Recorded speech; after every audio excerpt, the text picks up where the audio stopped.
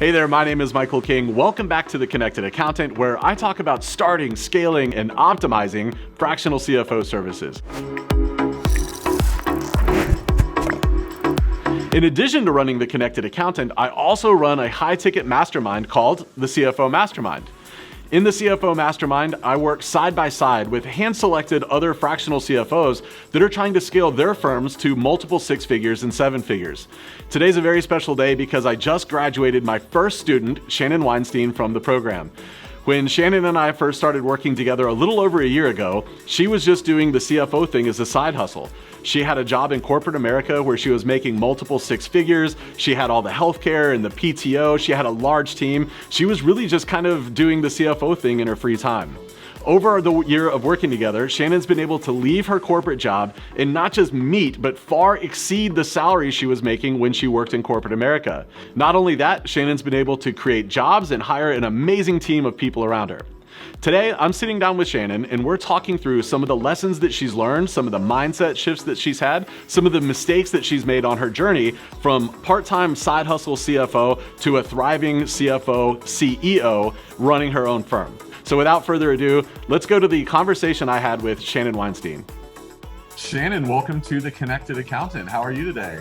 I'm doing great, Mike. Thanks for having me on. This is such an exciting episode. I've literally never had anyone on The Connected Accountant before. You're my first guest, and so I'm really nervous. I can imagine, because I'm very intimidating. You are very intimidating. So you're the CEO of Fractional Solutions. Tell me a little bit about you and Fractional and what you guys do. So I've been a CPA since 2009. I'm like born a CPA basically. And I started my practice in 2019 and decided to build it while I was working full-time at other companies. And what we do is we help digital entrepreneurs keep more of what they earn. What got you thinking about starting your own firm? Because you came from corporate America, right? Why did you decide you wanted to leave corporate America and start your own firm? So I worked in Big Four for about 7 years. I worked in audit. I worked in advisory. I even worked in sales at a software company. I worked in internal audit. I feel like I've seen everything. And I decided that I just knew that I wanted to serve smaller business owners. I wanted to actually impact clients, and I wanted to pick my client roster because I was really tired of having to, frankly, kiss ass to the chain of manager to partner and have to like schmooze my way to the top, sell my way to the top. And then even when I got there, I saw how stressed out these people were. And I said, it doesn't really stop. Like, you don't get a cushy life as a partner. I had a friend who became a freshman partner, and the way they just like beat them up verbally, emotionally, mentally. I said, you know what? If that is the peak, I just realized like I'm done climbing this hard for that type of peak. So I said, I really want to go off my own and do things my way, which I didn't agree with how a lot of the companies I worked with were running. So I just knew, I think I can do this better and in a better way that fits me. What were those things that, when you say that you wanted to do it your way, or there's things that you didn't agree with, what were those things that you didn't really agree with, or what were those things that weren't Shannon's way? Like the politics. So the idea that as long as we're looking busy, we're doing work. The idea that we're spending hours equals we're doing work, or we're adding value because of time we're spending and the effort we're putting forth, as opposed to the results we were getting. So we were all about, in consulting, it was all about, we need to justify our presence. And I'm like, don't have to justify your presence if you're getting done. So I didn't really, I was not really connected to that kind of superficial way of working. I said, you know what? I would rather just get less done, or get as much done in less time and go home, instead of feeling like I had to work till 7 because the senior was still there and the partner was still sitting there. And, well, you can't leave before the partner leaves. Like all of those kind of silly unsung rules that were in place at Big Four that I just couldn't really understand. Like, why are we still doing this? I think that it's not just a Big Four thing. I think that just the traditional business model, even still today, you see a lot of that. Before I got into this industry, I worked in manufacturing, and it was the same thing. You finish your job up, but your boss is still there, and it's a bad look, when it comes time for performance reviews. I haven't seen you around. When I get to work, I expect everyone to be here before me, and when I leave, I expect everybody to still be here. And I just think that business model is dying, and the companies that don't embrace that change, I think they're gonna see that they have an exodus of talent, and it's gonna ultimately end up killing them. But when you and I started working together, so I guess I should have prefaced with this. So you went through the CFO mastermind. You were the first one in, first graduate after 12 months. And let me say, awesome job, by the way. Like your Thank growth, you. your growth over that year was tremendous. But when we first started working together, you weren't full-time in financial. You still had one foot in the door at corporate, one foot in the door at financial. Why did you start that way? So because of a mortgage, as I told you in your questions before. So I'm not risk averse, but I'm measured risk. So I'm like, okay, I know I want to do this thing. I need to prove it works. I need to prove that it works. I need to prove that it's worthwhile for me to make this jump out of a secure, steady cash flow. Because by the time I was talking about having my own practice, I was making a good amount of money as an associate director in a Fortune 50 company. And I had a team of 9 people. So I was like, that as you elevate in your career, it becomes harder to let that go because you're used to a lifestyle, you're used to income, you're used to having that cash flow. And then when that gets cut off, it hurts because you're like, oh my God, I used to get this instant feedback, this instant reward for the job I was doing. And now it's not guaranteed. And my husband was also a business owner. So he was supposed to be like the risky income. I was supposed to be the steady income. And because he was having health issues and other things going on, I felt like I can't jump off a cliff basically and wait. It wasn't going to work that way. We needed that steady income in order to build our lives together so I could leave. And what that looked like for me was staying in that job, and I called it the 7 to 10. I would do like 7 a.m. to 10 a.m. and then 7 p.m. to 10 p.m. financial. And then during the day, whenever I had pockets of time when I wasn't in meetings. But I found myself sitting here at my desk and I was toggling between 2 laptops every half an hour. Was like I was in a different business. My brain was completely fried. And it wasn't a lack of time management. It was just this is the demands that I have right now is I have to do this first. And then I can build financial on the side. And I've been building it for, before we worked together, I was building it for 2 years.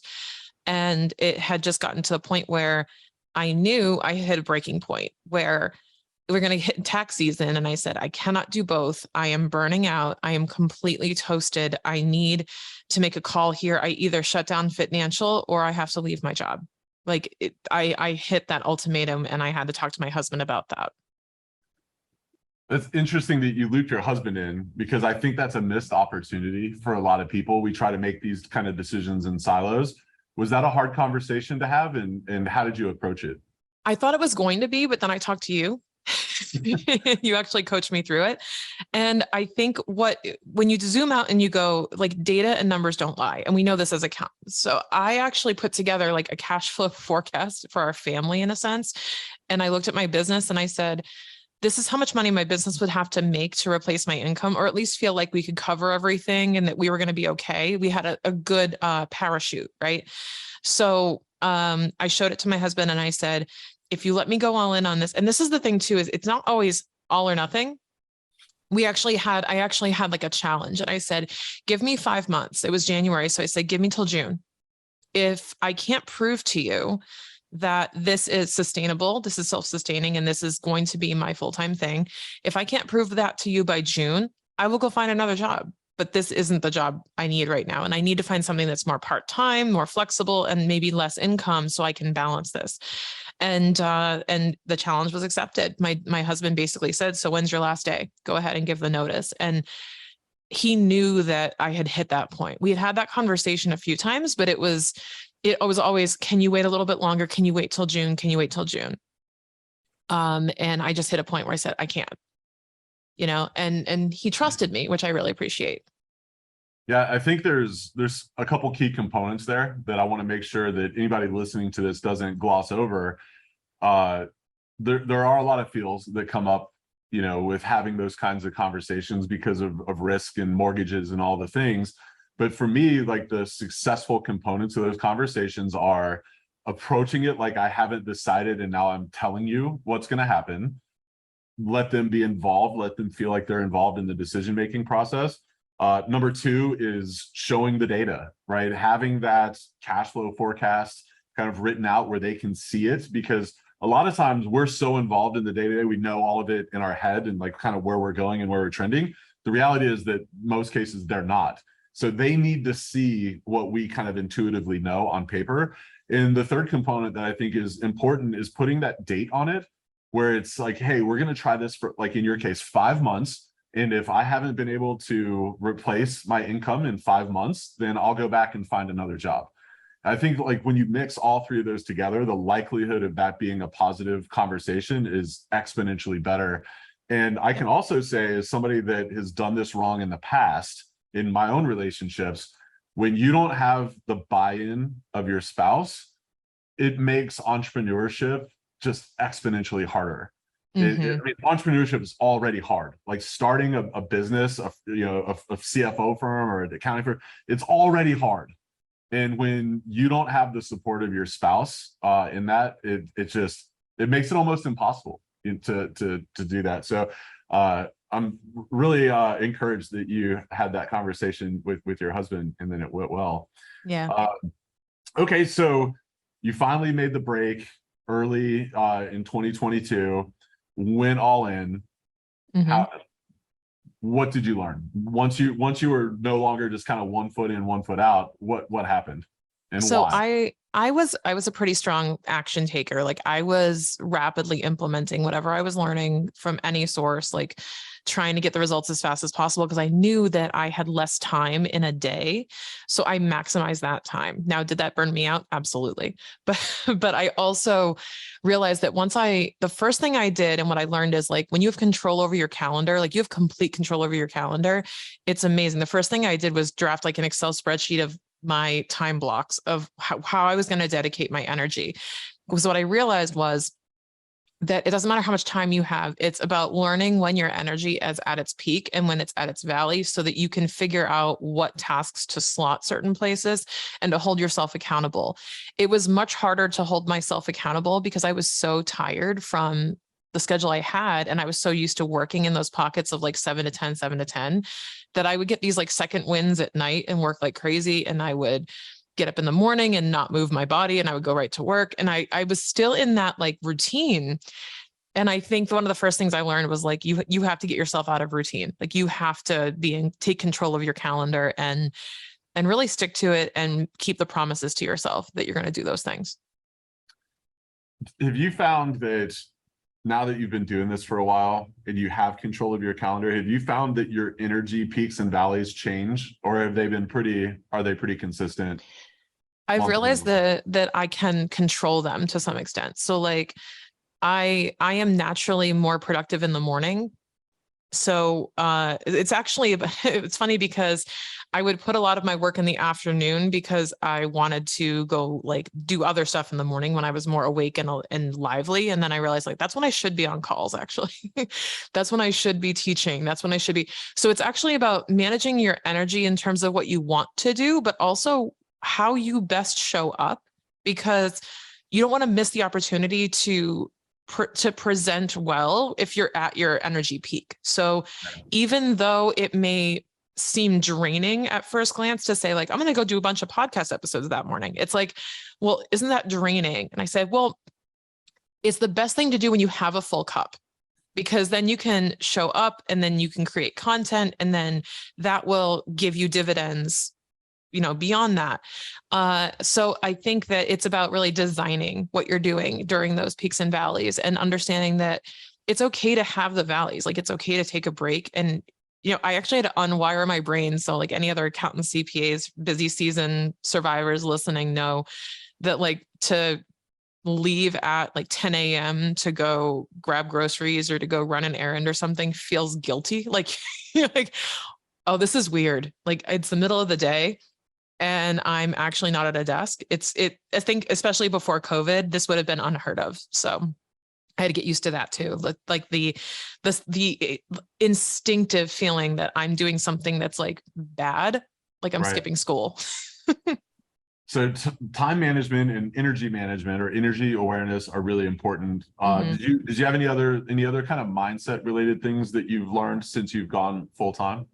Yeah, it was definitely, I mean, like if you think about mindset and breakthroughs, it was confidence around what I offered and the fact that I Mm. could show up and command the price that I wanted.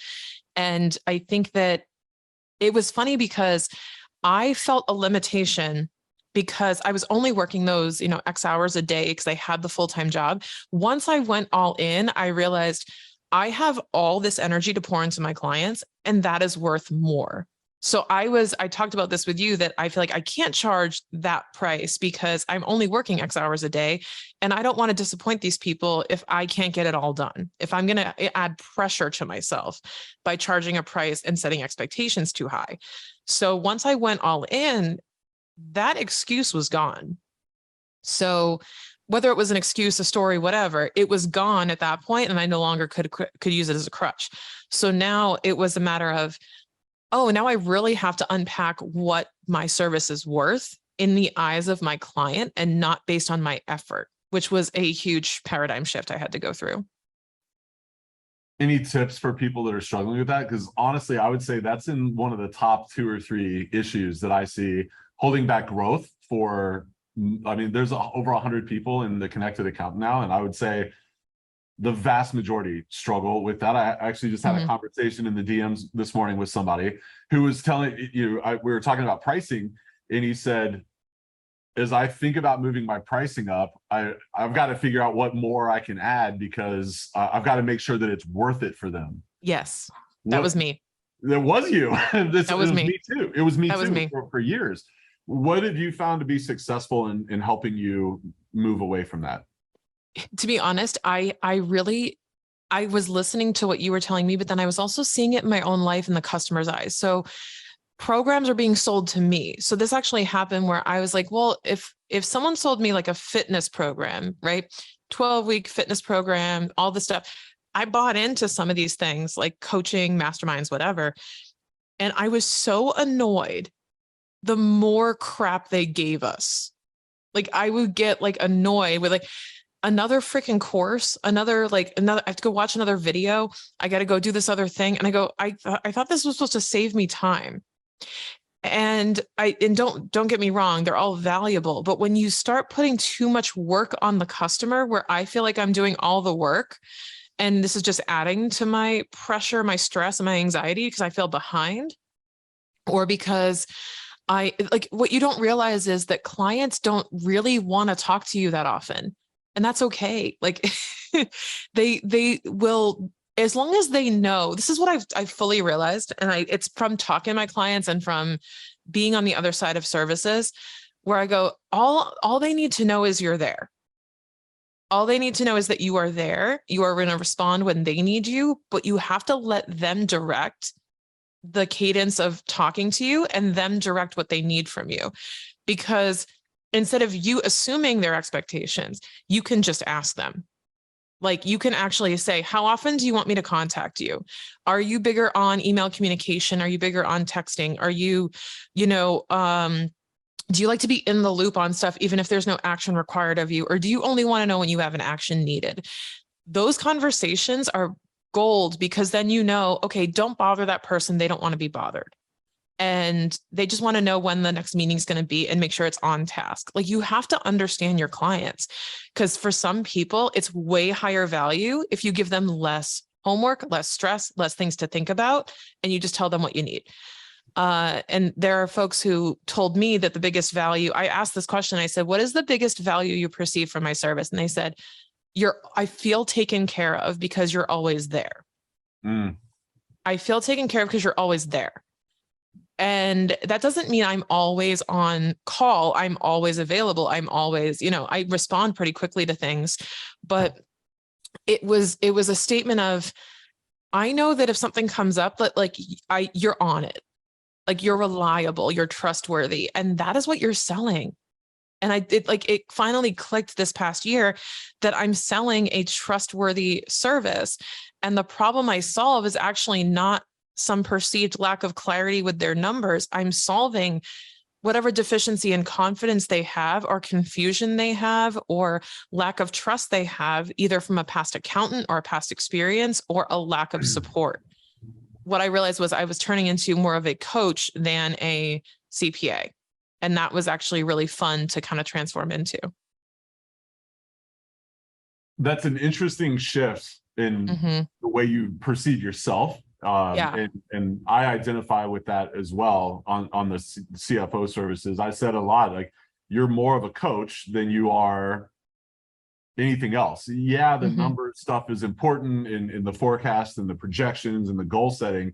That's all important. But one of the things that you said that I've latched onto and made my own over the last year was it's more about transformation than transaction. And that transformation comes from helping them think differently and make decisions differently. And so that's kind of where a coach comes in. You know, the coach is that person that like motivates and inspires you to think differently, to take different action, to push you in a lot of times into that uncomfortable kind of area.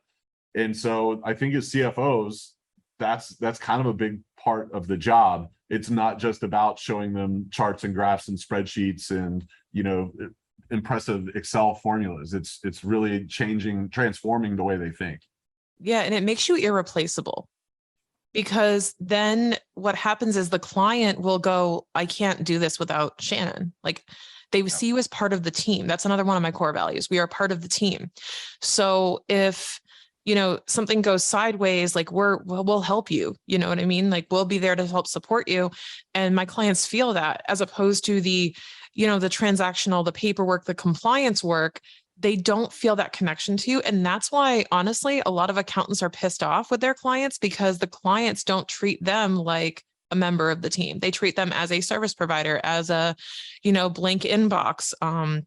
It goes both ways. It's like relationships. My whole header on my website says, you deserve better than an April 15th one night stand. We are here we're here for a relationship. And that resonates with people, because that's exactly what business owners want. And I think that's what I finally tuned into was, oh, that is what we do here. That's what we overcome. I love it. I love it. You've been in TCA since the beginning, right? You were like the first person in there. Like I said before, we've got over 100 now. When you look at people that are just getting started, like where you were a year and a half ago, what do you see as like the most common thing that they're doing wrong, or that's holding them back from achieving some of the success you've been able to realize? I'd say just taking action and doing the stuff that you're learning. So in making it your own, because I think that if you take it too literally, like, you know, in the Connected Accountant, especially, and in the mastermind, you know, you and Carlos do a great job of explaining, here's how we do it and why we do it our way. And basically hand that over to us, and we can take it and say, okay, that makes sense, but I'm going to do it this way. And there's no wrong answer. I'd say the ability for you to have context to adapt what you're learning and to implement it in your way. Because I think people either take it literally and go, that's not going to work for me, or, and then they stop, or they just don't take action on it, realizing that there's going to be an outcome that will be on the other side of it, or what the bigger picture is. Because everything is micro actions, and then you get big results. It's not like one particular thing changed my whole practice. Like, I mean, implementing Geocon was pretty big, but like once these like little operational things are tackled, it just opens up so much potential. Like using the mastermind for me as a vehicle to implement SOPs and create processes and document.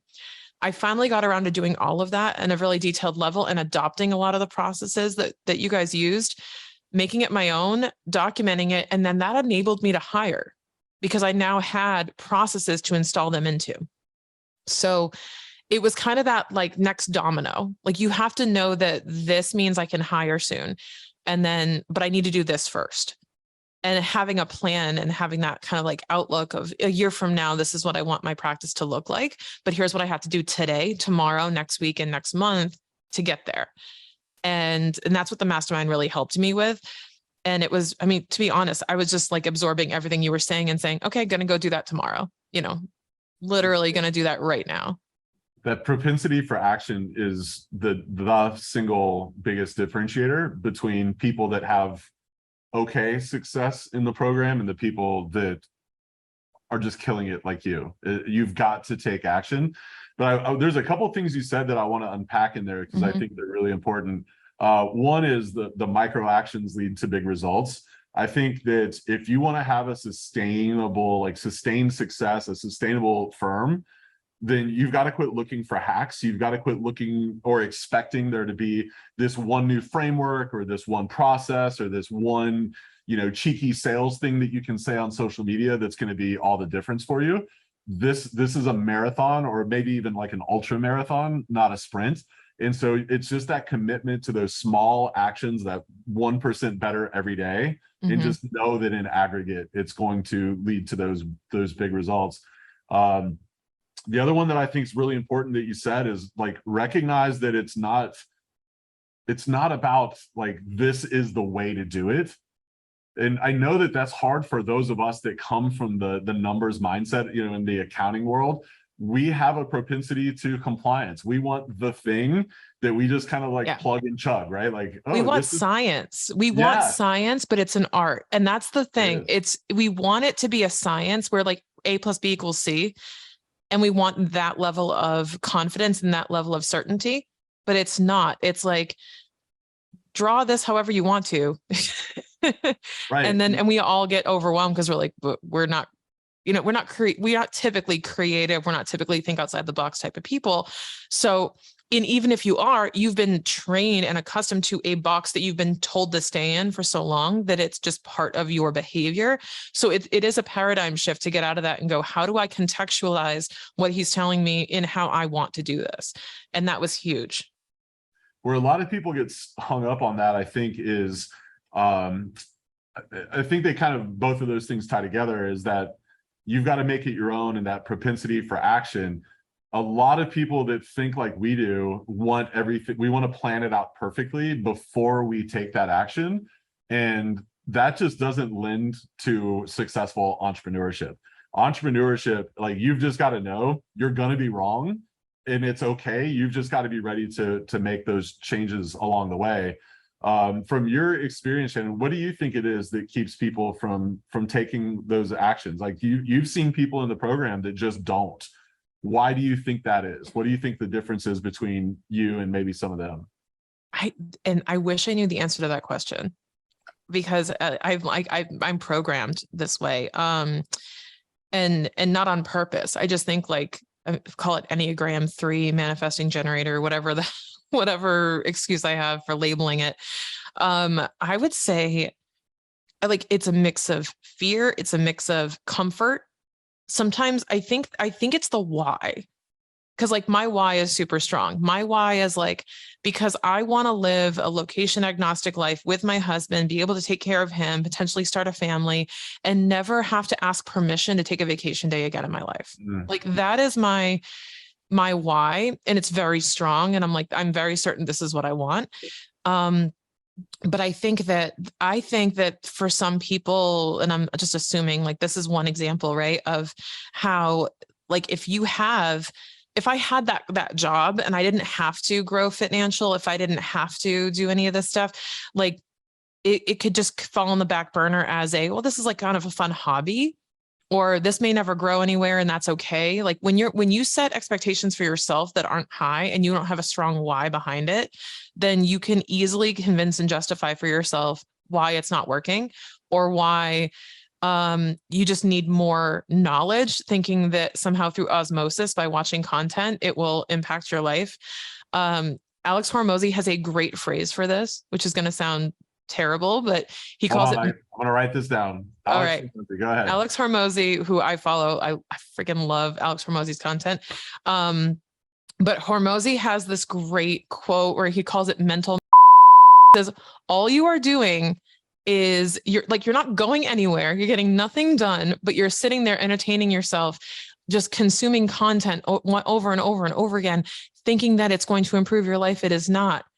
You are not getting any closer to what you want by watching and consuming. You have to go out and do the thing. So I think there's a common misconception that like signing up for a program or signing up with a coach means I'm going to get results. No, they're going to tell you what worked for them. They're also going to tell you what they think might work for you, but you have to go do the stuff. Like hiring a personal trainer doesn't mean you lose weight. You have to go actually do the exercise. So I think that there's just this misconception that you can purchase your way to results, you can consume your way to results, but I mean, there's really no shortcut to it. There's not, and it's just repeated action, just doing it, learning, and getting a little bit better. That's actually a great segue into the next thing I wanted to unpack with you. I say the number one skill that's lacking with early stage fractional CFOs is marketing and sales. In fact, those are two different skills. I've had a fair amount of success with both of those. You've had, honestly, in the marketing world, I kind of bow down to you. Like you crush it. I'll go head to head with anybody on a sales call though. But you've done such a great job with marketing, especially relative to where most people are, because the reality is, coming from the industries that we come from, we just don't have any exposure to that. But what would you say for like your best advice would be around, let's break them into two pieces. Let's talk about marketing first and then sales. Yeah. Where, you know, people struggle to get those first clients to even make it to that first $100,000 or $200,000 in revenue. Where would you suggest they go to find those first, let's say 10 clients that get them to multiple six figures? Like where to find them. I'm going to rephrase that into what you have to do so they find you. Okay. Because that's what you do. You don't want to be the bee, you want to be the flower. You don't want to be buzzing around looking for something. You want everyone to be gravitated towards you. This is how I've built my business. I haven't had to do much cold outreach or many proposals. I get a lot of things coming in to me because of what I'm doing. So here is my crucial thing. Like if somebody comes to me and says, I want to start a fractional CFO business and I want my first client, where do I start? I point them to the story brand framework and say, what problem do you solve? Okay. And who is your ideal client? Like what type of client do you want? And if you don't have one in mind, pick one. Like we just have to pick one. Pick someone that you'd like to work with. And you have to work on messaging. You have to work on the messaging. You have to work on how you build trust with that particular ideal client. My entire marketing method is trust-based marketing. The reason why I get good clients that I love, and the reason why people are applying to work with me, is because they trust me. I'm getting DMs every day, people sending me other people's TikTok posts about taxes and going, Shannon, is this real? Because I've established an authority, I've established trust, and I've established that I'm looking out for you. You can come in and check in with me. You can touch base with me anytime. And I think that depending on who you're going after in the market, that is huge. If you can build trust and show up as a trusted, authoritative expert in your area, then you'll have to shoo people away from you. You won't have to do a ton of, cold sales, because you'll have people who want to work with you inherently as soon as they pick up the phone with you. Right, so I would say messaging is big.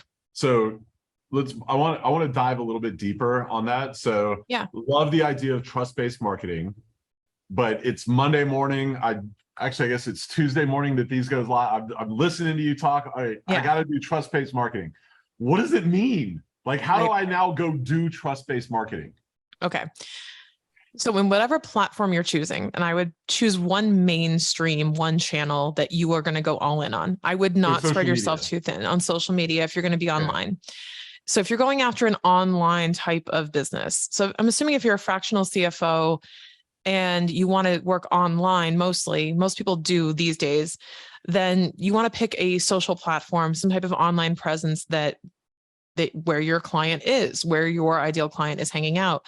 That could be LinkedIn, that could be Facebook, that could be Instagram. For me, it's mostly Instagram. I find that is a really cool little storefront for me where I can have a lot of fun and post a lot of different content. So what I would do is sit down with all the different things that you can teach or that you can do to entertain your ideal customer. And I would also try to find them where they are at and find out what they're asking. So when I first started, I actually went into Facebook groups because I was serving fitness professionals at the time. And I was one. So this was actually extremely helpful because I could go into the AFA, the NASM, the industry groups, and I can see what they were asking. So like, do I need an LLC? Do I really need this? How do I file my business taxes? How do I do? And I was answering these questions and I was putting in reps of answering questions. And then I realized these are the top 10 questions that keep coming up.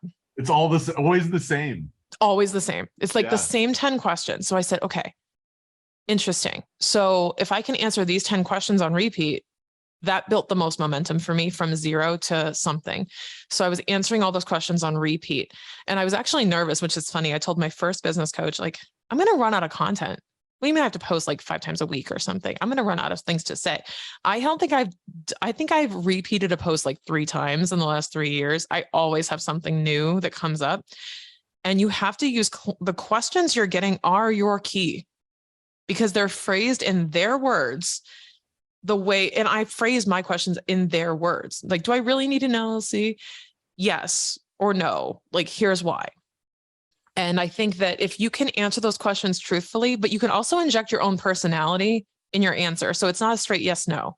It's going to be a, well, here's what I think about it, and tonality is key where you're not sounding like you're talking down to anybody because our industry is already perceived as basically getting yelled at by your dad. So you want to be warm. You want to be trustworthy. You want to say, hey, I got you. And you want to use common phrasing like you're having coffee with that person. You always have to be mindful of who's on the other end of that phone. It's just one person listening to you. So I actually used this tactic, call it a tactic, if you will. I said, if you're leaving a voicemail, everything you're recording, you're leaving a voicemail. So like, it has to be, hey, hey, it's Shannon. Just wanted to let you know, I'll see you soon. Conversational, friendly. Exactly. Not preachy. Like if you wouldn't say this on a voicemail, then like examine how you're phrasing it, right? Because this is just your friend on the other side of the phone. And we have to start perceiving it that way and not like, so today that we're like, it's so rigid and stiff. And some of the stuff I'm seeing, I'm like, ugh, it's not natural and it's not conversational. So I know it's not like, not every accountant is extroverted or social, but you have to talk like you're talking to your friend. And if it's not easy for you, then literally have your friend ask you questions and you answer them and have them record you. It's going to be a lot easier. It goes back to reps. I struggle with that. People always tell me like, oh, you're so great on video. And I tell them like, I struggled. Like my poor wife, when I first started doing stuff, I'm like, the words that I used in I was like, yeah, this is embarrassing, but exactly. You just have to practice it. And that's another one of those things that you're not going to just watch your way into excellence with it, where you get comfortable and conversational. You've got to go through those ugly first steps, and it may be 5 steps for you or 500 like it was for me, but you've just got to go through the effort. I think you've had tremendous success, multiple 6-figure business now, and the vast majority of your clients come through either social media or you being on other podcasts and those kind of things. I've taken a completely different approach to building my firm. And I think that it's a really great example of, back to what you said earlier, is there's no right or wrong way. You just have to kind of do what's great for you. So, for us, it was Upwork. We went and found clients on Upwork. And then from there, it was going to masterminds, group coaching programs, networking events, and finding clients. And there's no right or wrong way to do it. And I think so many people spend such an inordinate amount of time trying to figure out what the perfect way is that they don't do any of the things, or they dabble in a lot of things and they never get good. They're not loyal to any one of those things. Like, let me be all in on Instagram, or let me be all in on Upwork. And so they don't ever get any traction because they don't ever learn. And I think that's like, those are the two things. Like, either you don't do anything because you're waiting for the perfect thing, or you try it once and you didn't get $500,000 worth of business. And so now you're going to go, on to the next thing, or you just say, the industry's dead, nobody's hiring CFOs these days, I'm going to give up. Mike and Shannon are stupid, they don't know what they're talking about, or they're just lucky. They were just lucky and they figured it out. Yeah, there's zero luck involved. I will never attribute any of this to luck. It is all, it's all based on being in the right place at the right time, but showing up in those places. And I think that people wait around too much for things to come to them. And I say, even though I said before, I'm not waiting around by any stretch of the imagination. People do come to me, but that's because I have been, it's like you walk by one of those store, like you're walking down a main street in like a town near you, right? And there's this one store where there's like people outside playing music. There's like a live band. There's a sign. There's all this stuff. It's like, you want to be that store. So people are like, the hell's going on over there? That's what I mean, is like, there's enough stuff outside my storefront to go, hey, come check this out, because we're making noise in other places. We're in the other stores. We're in other podcasts. I started my own podcast. I have guests on the show. So we're creating more of that web and that network and that presence so that people will know who we are and then say, oh, this is really interesting. I would be interested in working with them. And even if it's not right away, I'm here for the long haul with these guys.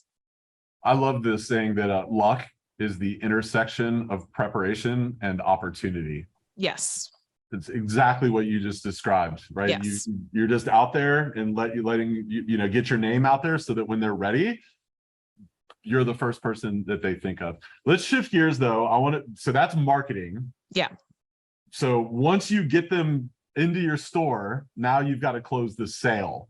Right. And that's another area where people in our industry, just due to lack of experience or training, whatever, they typically struggle. That's not been something that you struggle with. What have you seen to be kind of the key factors to your success on sales calls? So contrary to what you think, I do struggle with it.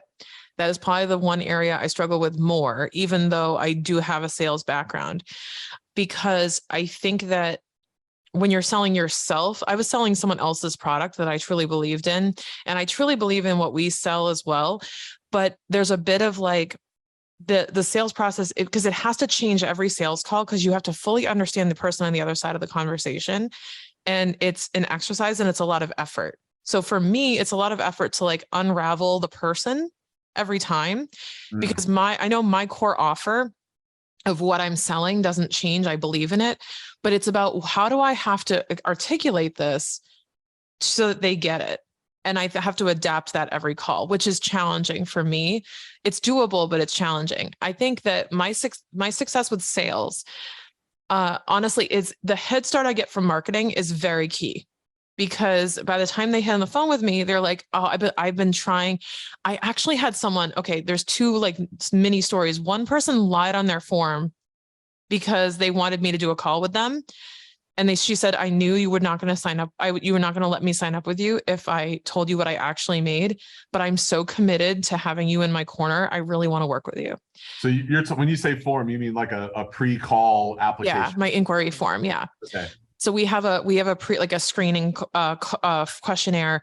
They fill out, we look at it. I've actually trained my assistant to do this for me too, which is awesome. So they screen for certain qualifications.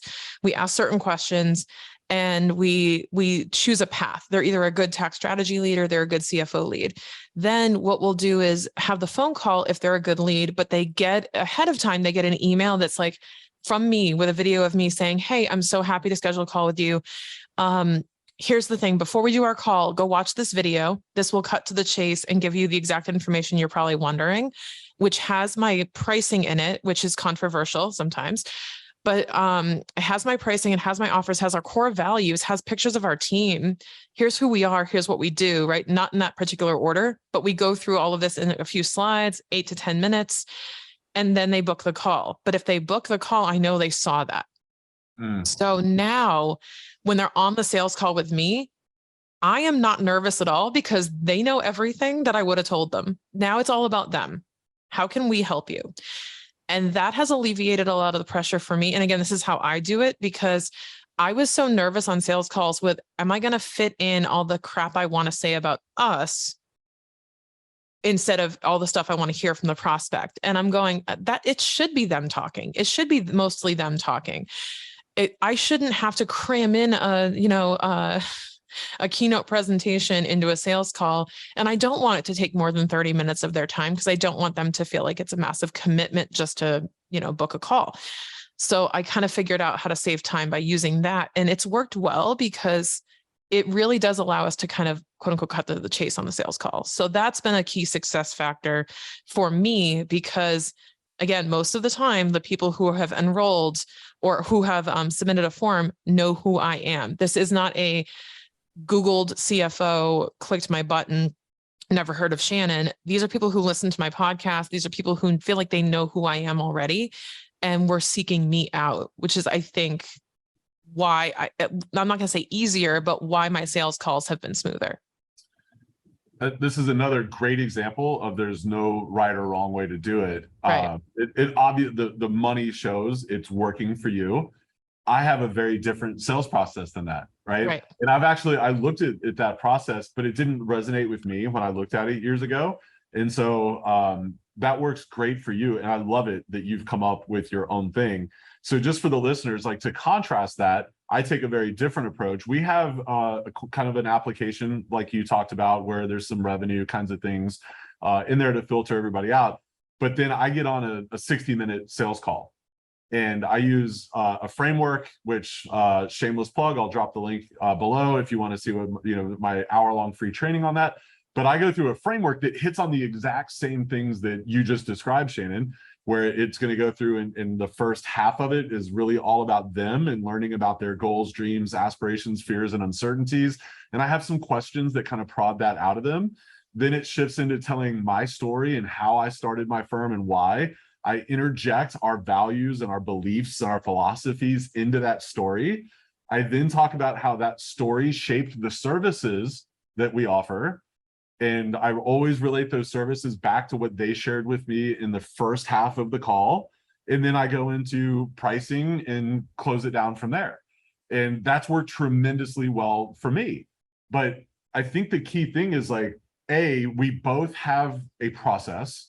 Like there's a thing where I see a lot of people just kind of willy-nilly, winging it. Yeah. Not really sure, winging it. And that doesn't pay off. The other couple things that I think are common denominators that are the keys to winning here, it's all about them, letting them talk and letting them kind of get their story out. And the other one that I'm so glad you hit on is it's important for you to get out your values and your philosophies, because really the services themselves in a lot of ways are commodities. Anybody can do cash flow forecasting and projections and those kinds of things. But people, they buy you because of who you are and why you are the way you are.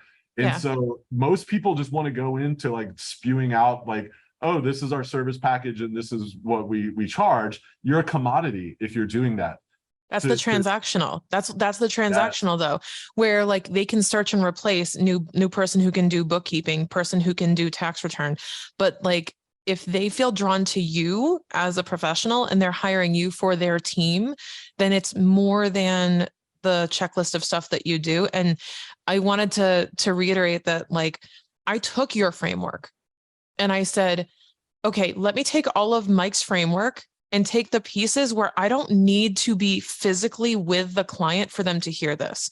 And that's what I put in the video so that I could distill it to a shorter call and that I didn't feel pressured, because I would ramble about my own stuff and say the same thing over and over again. And I said, you know what? I'm going to put the values and I'm going to put all this stuff in the front end. And then they can also rewatch it.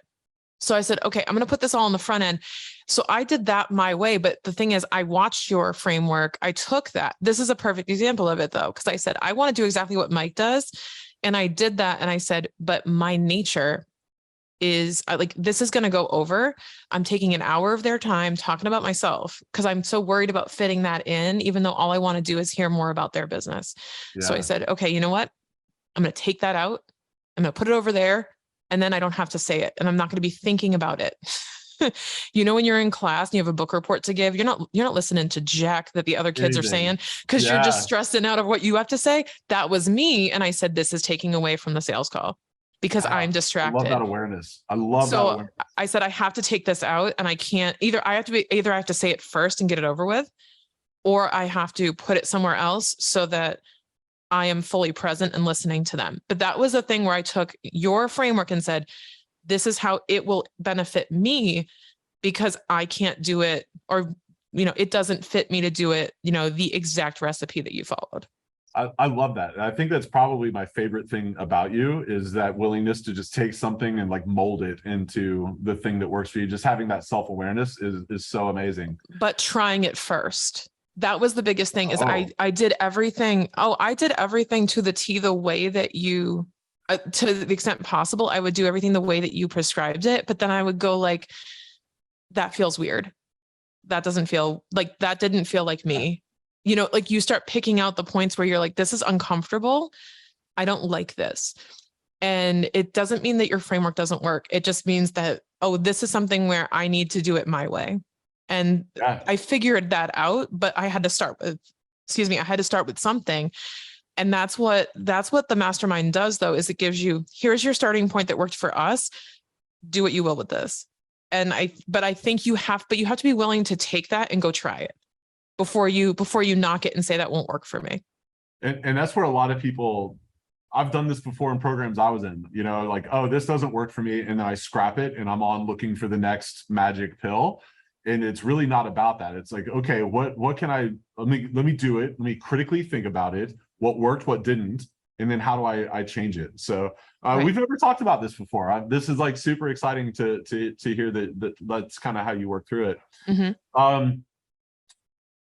If you could leave one piece of advice for that person that's listening to this episode, they want to be where Financial is today. Maybe they're just getting started, right? They're maybe not even to their first $100,000 or $200,000 yet. What would your advice be, or your biggest lesson learned in your journey be, that's very actionable for them? I would go back to the point you made before. This was the biggest breakthrough for me, was you don't have to do more to charge more. That was like my biggest thing. And I think that is what holds so many people back that were coming into our program, because we were all kind of on the same page going, you wrote the number, you were like $3,000 a month. What would it take for you to charge that? And I was frozen and I said, I don't know what else I could possibly do. And I also realized, and this is going to sound funny, but I also realized I was doing more than you were doing by in terms of a list of features, right? I had more features than KFE and I was less than half the price. So I was like, doing more isn't the answer. And that was that like shook me up, because I was like, okay, if I'm not going to do more for the client, like what else can I do? We misdirect the do more as value. And I just actually posted this the other night because I was thinking about this, that more value is not more features. More value is more results. So when you turn to your client and figure out, believe it or not, all it was this was the biggest breakthrough. I went through with my clients and said, name 3 goals you have for your business. And then every month when I go through their financials, I look at their goals first. And I reframe it and say, okay, like this client wants to spend more time with their daughters. Are we getting closer toward that goal or away from it? Are all these things she's doing going closer to that goal or away from it? For example, she wanted to open an e-commerce business on Shopify, sell all this stuff and do all this extra stuff with sales tax. You guys know, like that is an undertaking. And I said, and she's like, it'll make a ton of money. It'll be great margins. I said, okay, but you told me your goal was to spend more time with your daughters. This is going to cost you a few more hours a week.